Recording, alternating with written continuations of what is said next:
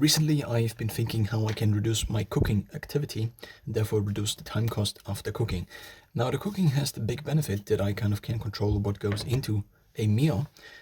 Now, if you take toast, for example, then there is sugar added to the toast, which is not that useful. Nonetheless, for the sake of the experiment, I decided to make kind of an exception, and therefore I experimented with protein bread and now also bought toast because, well, toast is just a thing.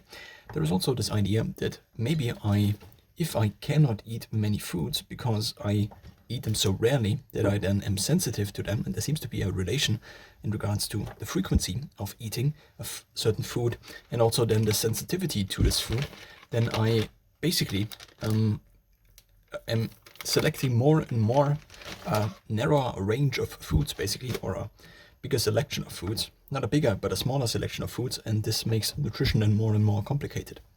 So I've been thinking maybe if I every now and then have a couple of other foods that one might get somewhere, like everywhere, and not just eat the selective foods I otherwise would eat because the macronutrients are optimal, then what I could do is potentially also eat somewhere else without bringing my own food that much.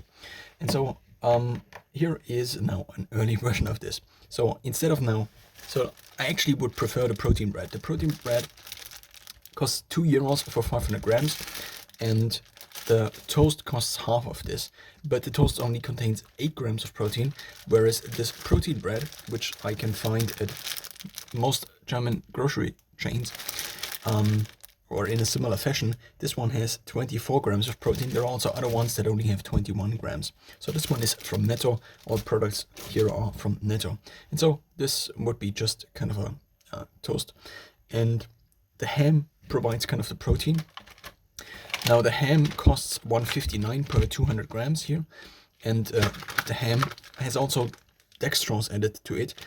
And the toast has also sugar added to it. But this protein bread here does not have sugar added to it, which would be an advantage. Now, in terms of adding protein basically to this has 19.5 grams of protein. I am just in lack of a little bit of light here in order to show this properly. And this would then be the final product.